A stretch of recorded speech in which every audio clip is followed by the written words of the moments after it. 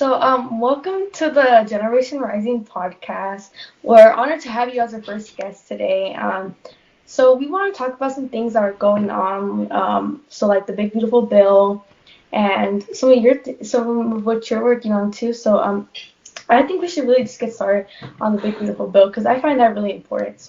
Um, Coming from somewhere where we see so much, because there's a lot of constituents in my city that I've talked to that are on Medicaid and that are on Medi-Cal, and they are being affected. They're going to be affected by that. What's something that we should be able to do, and what's something that we should see the Democrats that are fighting for us, and what is going to happen? Yeah, well, first of all, thanks so much for having me. I'm so excited to be here with you both. And look, I think, starting with this big, ugly bill that the Republicans passed is a really important place to start because it really encapsulates their agenda, right? They are kicking millions of people off their health care, kicking millions of people off their food assistance, all to give tax breaks to their billionaire friends. And I think that's wrong, and I think that we need to make sure that they understand how wrong it is, because I think for them, it's often like numbers on a spreadsheet. They don't realize that it's real people in our communities who are going to be hurt by this. I have been going around my district talking to people about what these cuts to Medicaid will mean for them, and I met 5-year-old Delilah, who has a number of different health issues. And Medicaid is the only way that she can get her health care. Or 2-year-old Cesar, who has to go to about 30 appointments a year because of his short gut syndrome and other issues. And again, Medicaid is the only way he's able to get the health care that he needs. Also talked to someone who got hurt on the job, got hurt while working. And Medicaid was the only way he could get the rehab that he needed to be able to go back to work. So when my Republican colleagues say that this is just waste, fraud, and abuse, or this is just about making people go to work, it's really, that's not what it is. It's about taking healthcare away from people in our community, and it's going to hurt a lot of people. In my district, 1 in 4 people rely on Medicaid for their healthcare. This is a lot of people that are going to get hurt by this. Yeah. Go, Bradley. So in my district, which is Mike Johnson's district, unfortunately, we've had multiple hospitals. One in my city, we have a bunch of rural hospitals. It's called Bird Hospital. Bird Hospital is the closest hospital that we have, and the other one is that one can fit up to about 400 to 500 patients. The other one is urgent cares and stuff, emergency rooms. That's not going to fill it, and we've told him multiple times it's going to shut down those hospitals, and he's gotten multiple calls from me personally. They don't let me call them anymore. So yeah, I feel like, and there's over 200,000 in my district that is at risk of getting their health care, their food stamps, all the stuff that they need taken away. And this man's the Speaker of the House, doesn't care about his constituents. Make that make sense.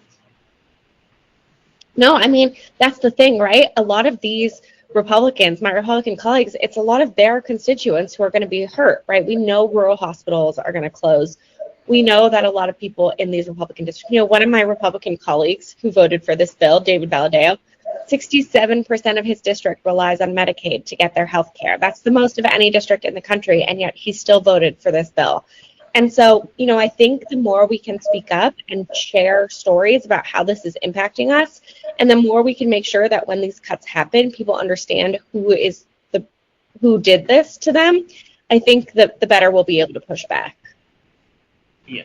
Yeah, and moving on to the My Body, My Data Act, what types of data would this protect and aim to protect at? Yeah, so the My Body, My Data Act is legislation I introduced that would protect all sexual and reproductive health data from any commercial platform. So, when you are speaking with your doctor, that is protected under HIPAA. But if you're using a period tracking app, if you are Google searching, anything like that, none of that is protected right now. And so what this bill would say is that for any sexual or reproductive health data, The companies can only collect and retain what data they strictly need to provide the service you've asked them. So for instance, a period tracking app can also collect your location data. And then they cannot sell it, they cannot share it, and you can ask for it to be deleted at any time. And if you believe your data has been misused, you can sue. And this is really important because right now in the post-Roe era, we're already seeing this kind of data being used against people, being used to prosecute people who are getting abortions or those trying to help them. Yeah, yeah, and so we've seen, we're young and we dream of a life in politics, and you have been one of our biggest inspirations yet. And we always see you, and I like to watch your committee sometimes when it's live streaming. So I would see that, and I see you, and you don't hesitate when you take on the Republicans. So I just want to thank you for that, because we are in such, like, the GOP. It doesn't seem like they care about us, to be honest. And you're one of the ones who is truly fighting for us. Well, I really appreciate that. And it's my honor to get to fight for people. And I feel responsibility being one of the youngest members of Congress to make sure I'm speaking up for my generation, but also for your generation and generations to come. Yeah, so, Bradley could go. Oh, and then so we had a couple questions from people that we've talked to, and we told them that we'd be interviewing you, and they wanted to know questions like, what was your hardest day in Congress, and what pushed you to keep on going? Ooh, that's a really good question. What's my hardest day in Congress? Well, my fourth day was January 6th, so that was pretty tough. I had just gotten sworn in a couple days before, didn't really know where anything was yet, was literally introducing myself to my colleagues while we were hiding under the chairs in the House gallery, which is the seats that overlook the House.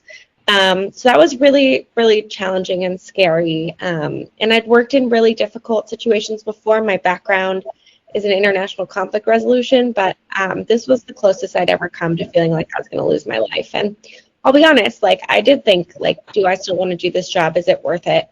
But, I realized that, having worked in other countries, having worked on democratic backsliding and authoritarian governments and post-coup transitions in other countries, that, it was more important than ever that I was here in this position helping to address these issues in my country. Yeah, we're truly sorry that you had to be in that situation. January 6th just wasn't something that should have happened, and the fact that these insurrectionists got pardoned and that they're out there and, that they get to live lives after they hurt people and they tried to kill people. And, it's just terrible, and I am so sorry that was one of your first days in Congress. And what upsets me about that is the fact that, I don't want to get in a bunch of January 6th, but we have over 1,600 people that got pardoned for attacking police officers, doing all this, and we have people who are sitting in jail still for petty crimes and marijuana, which should be legal in all 50 states. I mean, if you're 18 plus, you should be able to buy what you want. That's what upsets me about that. I couldn't agree more. Look, we know cannabis is already legal in California. We know that there's a safe way to do it, and I think it only makes sense for it to be legal across the country. Yeah, but one of our last questions is, what is going to happen? These are very scary times, and we see so much negativity and hate coming from the GOP and the Republicans. So what is the best way to fight this off, and so it can be better for us, and so we can live in a better world where we don't fear all of these bills and the Republican and the GOP coming directly for us? Yeah. Look, I know it's a really difficult and scary time, and I can only imagine what it's like being your guys' age and looking at what's happening right now. One of the things I want to make sure is that it's not going to stay this way forever, and it doesn't have to be this way. So actually, when I've worked in other countries, when you look at other countries that have experienced democratic backsliding, like what we're experiencing here, when they're able to build a broad-based pro-democracy movement, they actually have a pretty good chance of getting a better democracy on the other side. And I think that has to be our goal. How do we build this broad-based pro-democracy movement? How do we make sure we're having these tough conversations, bringing more people into the conversation, bringing young people into the conversation, because you all are going to be living with the consequences of these decisions longer than anyone else, and build that broad-based movement that we need to push back and actually get a better democracy on the other side. Because I think we need to recognize that while everything Donald Trump is doing is really bad and what's happening right now is really bad, it's not like what was happening before was that good for people, right? The status quo wasn't working. We had millions of children living in poverty. Many people couldn't afford housing or food, right? The status quo actually wasn't working. And so let's use this as an opportunity to actually build the country that we want for ourselves and for the future. And it isn't impossible. Actually, we've seen other countries do it. And our voice does really matter. We are not helpless. We have agency. And I'm so proud of you two for doing this podcast and for making sure that young voices are being heard in these conversations, because that's more important now than ever. Yeah,